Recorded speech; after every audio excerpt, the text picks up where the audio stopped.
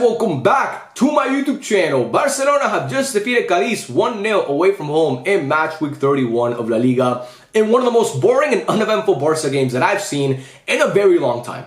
But again, when we saw Barca's fixtures for the month of April, we knew this game was the odd man out. I mean, Barca this month obviously played PSG in the quarterfinals of the UCL. We obviously already played the first leg. Now we have the second leg on Tuesday. Real Madrid on Saturday or Sunday of next week, obviously, in El Clásico at the Bernabeu. Girona as well. So this game was sandwiched between our two most important games of the season. Obviously, a fully rotated team. It's kind of hard to get it up against Cadiz away from home, especially when you have PSG and Real Madrid coming up for us, the fans, and I'm guessing for the players as well. And once we saw that starting 11, we knew this was not going to be an enjoyable viewing experience. I mean, anytime you see Sergi Roberto, Oriol Romeu, and Marcos Alonso on the same pitch in the year 2024, you know it is not going to be a fun watch. You just know it already. And today was not a fun watch at all. But again, I don't care because the most important thing about this game is that Barca got the 3 points, and most notably, more important than that, because Barca, I'm conceding the league at this point. Barca are not going to win the league. More important than the 3 points is that there's no injuries and no suspensions. Because like I mentioned, PSG and Real Madrid, the most important games of the season, and most notably PSG. Real Madrid are going to win the league, but again, I want to win a Clásico because we always, obviously it's a Clásico, and as fans, and there's a pride that goes into it as fans and for the players as well. You always want to win that game against Real Madrid. If you can win it in their stadium, it's even more sweet, obviously. But the game I'm really focused on is PSG, and the fact that we obviously got out of that with no significant injuries or no injuries at all and no suspensions, but it doesn't really matter about suspensions because it's the league and the UCL. With no injuries is the most important thing. Is huge, man. It is huge. And obviously, Barca today played with an almost fully rotated team because guys like Lewandowski and Cancelo and Inigo Martinez and Xavi were suspended for the game. They didn't even make the flight. And then also, Rafinha was resting, Araujo was resting, Koundé came in the second half, Christensen came out early, Pedri came in the second half. So again, I wasn't expecting a 5-goal thriller here, but I was excited that I got to see some younger Barca players get some time to play. Hector Ford played 60 minutes. In my opinion, he looked really, really good. I wish he was a little more aggressive at times going forward. I think he's sometimes too safe because obviously it's his first time playing significant minutes in the first team. He's I'm guessing he's scared to mess up. But I really like Hector Ford in his profile. I think he's a really, really good player, and I like what I saw from him today. Cubarsí played the 490 minutes. The kid is insane, bro. I mean, I see it every week, and today he didn't have the protection of having Araujo next to him because some people say he's only that good because he has Araujo next to him, one of the best center backs in the world. Well, today he had Hector Ford as his right back, and then Christensen, who's an amazing center back, of course, but he's not Araujo in my opinion as the other center back, and he still looked amazing. He looked like the best center back on the pitch still. He looked like the best defender, period, on the pitch. I mean, the dude's fucking insane, and he had Marcos Alonso on the left.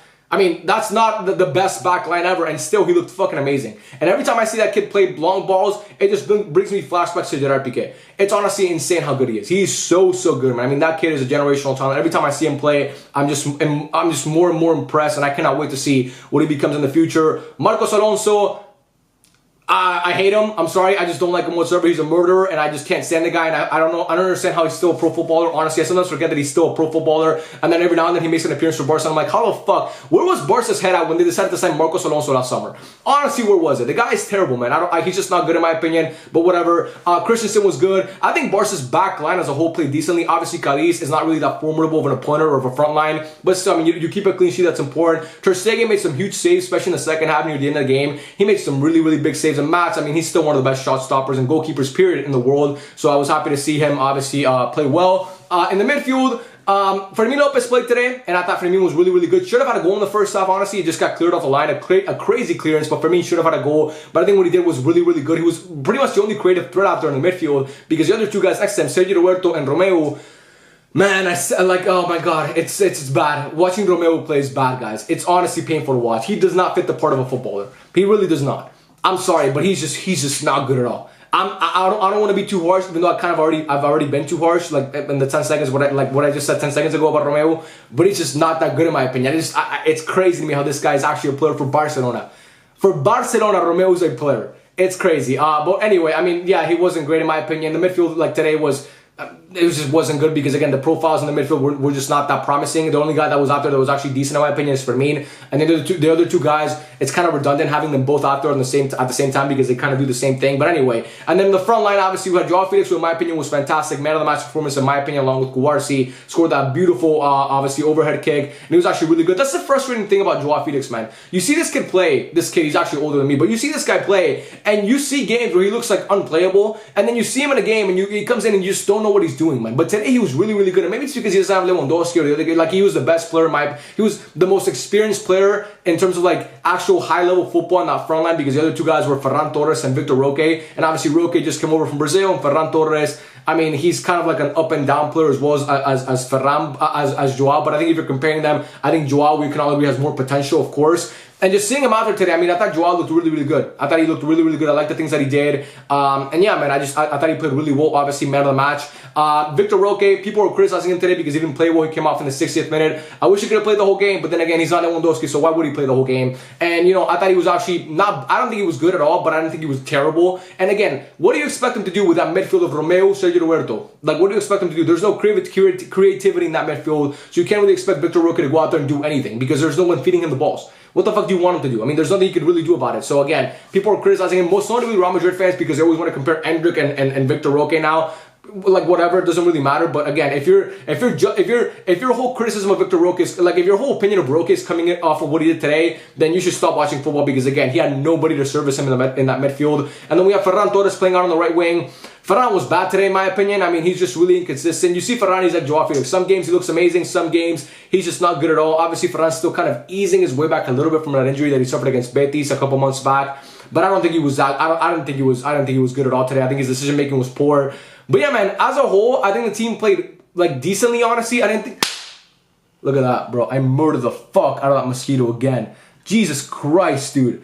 Oh my god, that fucking guy is dust. But anyway, this videos are like, we need to add some spice into that video. That shit is that's really dead. But anyway, man, yeah, I would have liked to see Mikhail Faye get some time because I thought he was gonna make his debut today, and obviously that wasn't possible. It's just weird to me because I feel like sometimes the substitutions that Xavi makes, or his brother Oscar for that matter, who's still undefeated by the way, funny enough, Oscar has not lost a single game as being Barca manager. That's fucking insane. I just feel like sometimes the substitutions are a little bit off, man. I mean, you bring on Joao Felix when he was playing really well, but you don't bring off Ferran Torres, you let him play the full 90 minutes. You bring off Roque for what reason? I mean, what's the point of bringing off Roque? Just let him get the playing time, bro. Like, why are you bringing in Lamine Yamal? Why are you bringing in Lamine Yamal? Why are you playing Cubarsí 90 minutes? You know what I mean? Like, things like that kind of baffle me a little bit because we need Cubarsí. Cubarsí's a starter for us. Like, this is a rotated team. Cubarsí's a starter on the first team. And, you know, I don't like the fact that he had to play the full 90 minutes. I wish he would have gotten some time off. I wish Lamine Yamal wouldn't have come in at all because why are you bringing Lamine in? Maybe I'm nitpicking here a little bit, but sometimes it just baffles me the substitutions that Xavi makes on his brother or whoever it is that was making the calls today. But yeah, man, not really much to say about this game. This might be kind of a waste of time of a Yap session, but I just wanted to come in here and say what I thought about the game overall. Yeah, again, just Barca had an XG of 0.76, bro.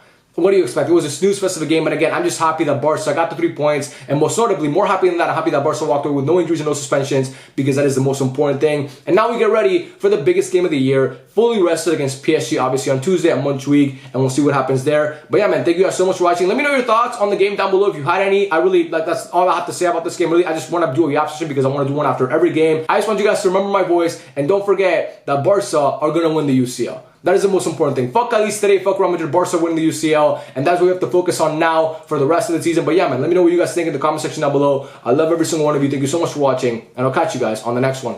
Peace out.